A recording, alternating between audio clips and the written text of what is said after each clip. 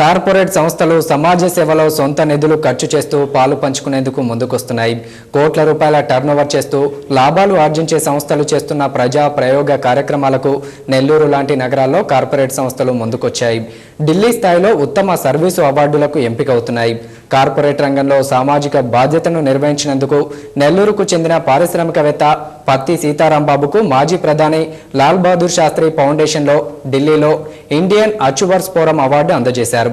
పత్తి నరసింహులు శెట్టి చారిటీస్ ద్వారా పేద ప్రజలకు విద్య, ఆరోగ్యం విషయంలో చేసిన సేవలను గుర్తించి తనకు ఈ అవార్డు అందజేయడం జరిగిందని సీతారాంబాబు తెలిపారు.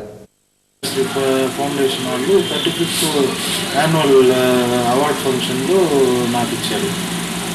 నాకు వచ్చి కార్పొరేట్ సర్వీసులు, సోషల్ సర్వీసులు కార్పొరేట్ సెక్టర్ నుంచి వచ్చింది.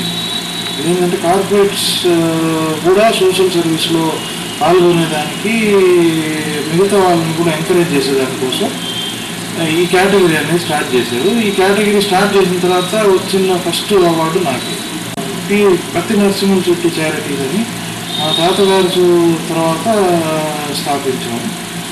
తర్వాత నా వైఫ్ సైడ్ నుంచి వాళ్ళు రన్ చేస్తున్న ట్రస్ట్ కూడా నాకే వచ్చింది. రెండింటికి మేనేజింగ్ ట్రస్టీగా